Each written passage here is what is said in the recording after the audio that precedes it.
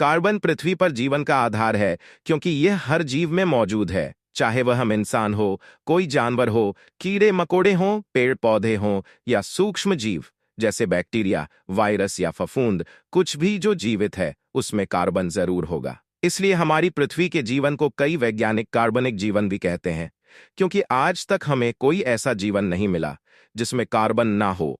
लेकिन सिर्फ जीवों में ही नहीं, इस अकेले तत्व से इतने प्रकार की निर्जीव चीजें भी बन सकती हैं, जो बाकी सभी 117 तत्वों से मिलकर बनने वाली चीजों से भी ज्यादा होंगी। यहां तक कि सभी तत्वों में से सिर्फ कार्बन ही एकमात्र ऐसा तत्व है जिसको समझने के लिए रासायनिक विज्ञान में पूरी एक अलग दुनिया है, जिसको आप ऑर्गेनिक केमिस्ट्री या कार्बनिक रसायन विज्ञान के नाम से जानते हैं। लेकिन आज की वीडियो खेती और बागवानी में कार्बन के इस्तेमाल के ऊपर केंद्रित होगी। नमस्कार किसान भाइयों, स्वागत है आपका। वैसे तो कार्बन हमारे हर तरफ उपलब्ध है, यानी हवा, पानी, मिट्टी के अलावा हमारे अंदर भी। लेकिन हमारी पृथ्वी में कार्बन मुख्य दो रूपों में हो सकता है। पहला सजीव कार्बन, यानी सभी जीवों में मौजूद कार्बन, या फिर निर्जीव रूप में जैसे गैस, ठोस या तरल रूप में। लेकिन यह कार्बन समय के साथ चलित अवस्था में रहता है, यानी प्रकृति में यह कार्बन सजीव से निर्जीव और निर्जीव से वापस सजीव होते रहता है, और इसी को कहते हैं कार्बन चक्र, जिसकी शुरुआत होती है पेड़ पौधों द्वारा, जो वातावरण से कार्बन डाइऑक्साइड गैस में से कार्बन को सोख लेते हैं और ऑक्सीजन बाहर निकालते हैं फोटोसिंथेसिस प्रक्रिया के द्वारा, और हम ऑक्सीजन लेते हैं और कार्बन डाइऑक्साइड बाहर निकालते हैं। दोस्तों, जो कार्बन हम बाहर निकलते हैं वो दरअसल हमने पौधों से ही प्राप्त किया होता है भोजन के रूप में, और इसी संबंध से आज तक हम सभी जीवित हैं। लेकिन अब सवाल यह उठता है कि जब पौधा हवा से ही लगभग पूरा कार्बन ले लेता है, तो मिट्टी में कार्बन बढ़ाने की क्या जरूरत है? और वैज्ञानिक ने इस बात को सिद्ध भी किया है कि पौधे ज्यादातर कार्बन हवा से ही लेते हैं, और आज से 20 साल पहले वैज्ञानिक भी यही मानते थे कि मिट्टी में निर्जीव कार्बन का कोई विशेष महत्व होता ही नहीं है। लेकिन जब वैज्ञानिक ने हमारी पृथ्वी पर सबसे ज्यादा उपजाऊ अमेज़न के जंगलों की मिट्टी का अध्ययन किया, तो पाया इसमें निर्जीव कार्बन की मात्रा साधारण मिट्टी से कई 100 गुना ज्यादा है। आज यह रिसर्च बहुत आगे बढ़ चुकी है और कई किताबें भी इस पर उपलब्ध हैं। लेकिन दोस्तों, ये बात तो सच है कि पौधे को मिट्टी में जिस कार्बन की तत्काल जरूरत है वो सजीव कार्बन होना चाहिए, यानी वह किसी बैक्टीरिया या फफूंद के अंदर होना चाहिए, ताकि वह पौधे को तत्वों को उपलब्ध कराकर सीधे तौर पर उनके विकास में मदद करें। जैसे आप माइक्रोइजा को ले सकते हैं। लेकिन कई लोग मिट्टी में कार्बन को बढ़ाने के लिए कोयले के चूरे का भी इस्तेमाल खेती में करने की सलाह देते हैं, जो कि सही नहीं है। दोस्तों, चारकोल और कार्बन में बहुत ही अंतर होता है। हालांकि इन सभी अंतरों को आप आंखों से नहीं देख सकते, क्योंकि मुख्य अंतर इनकी सूक्ष्म संरचना में होते हैं। उदाहरण के लिए, जब आप लकड़ी को में जलाते हैं तो जो अधजले टुकड़े मिलते हैं, चलने के बाद वो चार होता है, और इसमें कार्बन के साथ गैस और टार इसके अंदर ही होता है, जो पौधों के लिए हानिकारक हो सकता है। इसका सीधा प्रयोग करने पर इसी प्रकार चार कोल कोयले को कहा जाता है, और इसका इस्तेमाल ईंधन के रूप में होता है, और इसके अंदर भी अन्य हानिकारक गैस और टार उपलब्ध होता है। इसके साथ ही यह जमीन में दबे होने के कारण बहुत ही ठोस होता है, इसलिए इसका भी प्रयोग खेती में नहीं किया जाता, लेकिन कार्बन बनाया जाता है। पैरोलिसिस प्रक्रिया से इस प्रक्रिया में जैविक पदार्थ को ऑक्सीजन के अभाव में गर्म किया जाता है 600 से 1000 डिग्री सेल्सियस के आसपास, जिससे लगभग सभी अन्य तत्व वाष्पित हो जाते हैं और ठोस के रूप में बचता है। सिर्फ कार्बन इस प्रक्रिया में कार्बन से टार और गैस दोनों अलग हो जाती है, और इस प्रक्रिया में ऑक्सीजन ना होने की वजह से आग भी नहीं लगती, जिसके कारण इस प्रक्रिया को कार्बन नेगेटिव प्रक्रिया माना गया है। दोस्तों, आपकी जानकारी के लिए बता दूं कि कार्बन का शून्य स्तर जैविक पदार्थ के सड़ने के दौरान निकलने वाले कार्बन को माना गया है, जो गैस के रूप में निकलती है।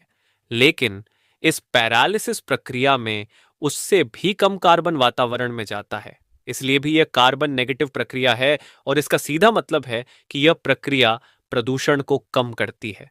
इसके साथ इस प्रक्रिया से आपको ईंधन के रूप में गैस मिलती है, जिसको सीन गैस करते हैं, और टार अलग से मिल जाता है अन्य कार्यों के लिए, और कार्बन तो अलग से मिलता ही है। इसलिए इस प्रक्रिया का इस्तेमाल औद्योगिक स्तर पर भी होता है और विदेशों में तोक आपके खेत पर आकर बायोचार बनाने वाली पोर्टेबल मशीनें भी उपलब्ध हैं। क्योंकि कार्बन हर जैविक पदार्थ से बनाया जा सकता है और सब में अपने कुछ अलग गुण है। हालांकि इन प्रकारों में विस्तार से आज हम नहीं जाएंगे, लेकिन कुछ गुण आपको हर उपलब्ध कार्बन में मिलेंगे।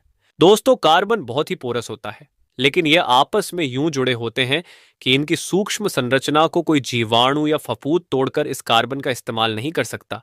जी हां, सही सुना आपने। जीवाणु कार्बन को नहीं सड़ा सकते और ये हजारों सालों तक आपकी मिट्टी में यूं ही मौजूद रहेगा, यानी पौधे इस कार्बन का इस्तेमाल नहीं कर सकते।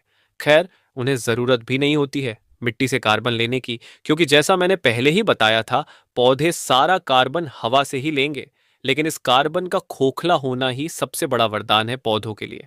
और आगे मैं आपको कार्बन के जितने भी गुण बताऊंगा, उसका मूल आधार इसकी संरचना ही है और इसके कारण इसमें कई शक्तियां आ जाती हैं। लेकिन इन शक्तियों को दोस्तों जगाना पड़ता है, यानी कार्बन को पहले एक्टिवेट करना पड़ता है।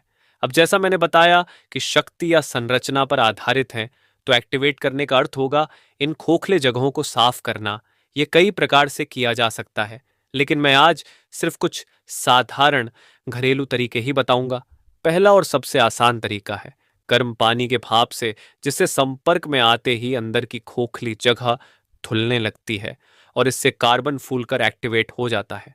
अगला तरीका है किसी अम्लीय पानी से धुलना, जैसे फास्फोरिक एसिड, सल्फ्यूरिक एसिड, या फिर घरेलू स्तर पर आप साइट्रिक एसिड यानी नींबू का रस या विनेगर यानी सिरके का इस्तेमाल भी कर सकते हैं। लेकिन याद रहे दोस्तों, हमारा मुख्य उद्देश्य है अच्छे से साफ करना, और घर पर सीमित संसाधनों के कारण हम दोनों में से कोई एक तरीके को भी फैक्ट्री मानकों पर करना मुश्किल होता है। इसलिए घर पर आपको दोनों करने चाहिए, यानी पहले एसिड से, फिर साधारण पानी से, और अंत में इसको भाप दिखाइए। इससे कार्बन अच्छे से एक्टिवेट हो जाएगा और इसका पीएच भी ठीक हो जाएगा। इस एक्टिवेटेड कार्बन का इस्तेमाल हजारों जगहों पर होता है, जैसे आपके पानी के फिल्टर में, क्योंकि यह खोखली जगह एक ऐसा प्राकृतिक फिल्टर है जो पानी में मौजूद तत्वों को अपने अंदर फंसा लेता है। और कार्बन के इसी गुण का प्रयोग खेती में पानी की गुणवत्ता को सही करने के लिए किया जा सकता है। अगर आपके यहाँ खारा पानी है या ज्यादा टीडीएस का पानी है, तो आपको थोड़ी दूर मुख्य नाली को एक्टिवेटेड कार्बन से भर देना है और आपका नेचुरल फिल्टर तैयार हो गया। जब पानी उससे गुजरेगा तो दूसरी तरफ आपके खेत में साफ पानी होगा। इसी तरह गमलों में भी आप नीचे पत्थर रखने की बजाय एक्टिवेटेड कार्बन रख सकते हैं और यह तत्वों को पानी में घुलकर बाहर निकलने से बचाएगा। इसी तरह फिश एक्वेरियम, पानी की टंकी और तालाब में भी यह काई को नहीं जमने देगा, क्योंकि तत्व कार्बन में लॉक हो जाएंगे और पानी में उपलब्ध नहीं होंगे, जिससे कुछ समय बाद यह कार्बन इतने तत्वों को सोख लेगा कि इस कार्बन को खाद की श्रेणी में भी लाया जा सकता है। दोस्तों, जैविक खाद बनाने के दौरान, चाहे एक्टिव फेज हो या क्यूरिंग फेज, दोनों के दौरान अगर आप जैविक खाद को कार्बन की एक परत से ढक देते हैं, तो यह तत्वों को वेस्ट नहीं होने देगा और खाद की गुणवत्ता बनी रहती है, क्योंकि जैविक खाद सबकी जरूरत है। यहां तक कि आप कचरे के दुर्गंध को कम करने के लिए भी कार्बन का इस्तेमाल कर सकते हैं। इसके अलावा दोस्तों, कार्बन को एक मल्च की तरह भी इस्तेमाल किया जा सकता है, क्योंकि इससे प्रकाश पार नहीं हो सकता। और इसके अलावा मिट्टी की नमी और नाइट्रोजन या अन्य तत्व जो गैस के रूप में वाष्पित होंगे, उसे भी ये एक्टिवेटेड कार्बन अपने अंदर सोख लेगा। और ये क्षमता किसी भी मल्च में नहीं होती, यानी ये मल्च नमी को बनाए रखने के साथ तत्वों को भी बनाए रखता है। मिट्टी में भी कार्बन का इस्तेमाल बिल्कुल किया जा सकता है, और मिट्टी में इसका प्रयोग करने पर मिट्टी की जल धारण क्षमता और तत्वों को उपलब्ध कराने की क्षमता बढ़ जाती है। मिट्टी में पोषक तत्वों का रिसाव यानी लीचिंग को भी यह रोकता है, मतलब तत्वों को जड़ क्षेत्र के नीचे जाने से यह रोकता है, और मिट्टी में सजीव कार्बन को भी यह बढ़ाता है। एक्टिवेटेड कार्बन जीवाणुओं का एक ऐसा घर है जिसमें जीवाणु काफी लंबे समय तक जिंदा रह सकते हैं और अपनी संख्या को बढ़ा सकते हैं, क्योंकि कार्बन इन्हें बाहर की गर्मी या अन्य रासायनिक प्रभावों से बचाता है। क्योंकि यह बहुत ही स्टेबल यानी स्थिर रूप है कार्बन का, जिसमें बेंजीन रिंग बन जाती है और इसको तोड़ने में बहुत ही ज्यादा ऊर्जा लगती है, जो सामान्य स्थितियों में संभव नहीं होता है। आसान भाषा में दोस्तों, आप ऐसे भी समझ सकते हैं कि पौधों की जड़ों की गांठें, जो हम जीवाणुओं का घर मानते हैं, उसको अगर आप झोपड़ी कहेंगे तो कार्बन के घर को आरसीसी से बना हुआ घर समझिए। अगर दोनों की मजबूती में तुलना की जाए तो और ज्यादातर जीवाणु कल्चर जो आप बाजार में खरीदते हैं वो काला इसीलिए होता है दोस्तों, क्योंकि ये एक्टिवेटेड कार्बन ही होता है जिसमें जीवाणुओं की संख्या बढ़ाकर इसे बेचा जाता है। ये कार्बन अभी तक खोजे गए सबसे सस्ते और अच्छे घर साबित हुए हैं जीवाणुओं के। तो शायद अब थोड़ा बहुत आपको समझ में आ रहा होगा कि आखिर अमेज़न के जंगलों की मिट्टी इतनी उपजाऊ क्यों है। क्योंकि इस कार्बन में जीवाणु वहां सुरक्षित है और अपना काम कर रहे हैं, और यह कार्बन तत्वों को भी रोक कर रखता है। और दोनों के होने पर फसल तो अच्छी होनी ही है, लेकिन कितना कार्बन मिट्टी में इस्तेमाल करना चाहिए इसका आज तक कोई मानक नहीं बना है, क्योंकि इसे सीधे तौर पर पौधा इस्तेमाल ही नहीं करता। लाभ अगर आपको मिलेगा तो इसमें फंसे हुए तत्वों और पानी से या फिर जीवाणु से जो इसके अंदर अपना घर बनाएंगे। इसलिए कार्बन को एक्टिवेट करने के साथ इनोकुलेट भी किया जाता है।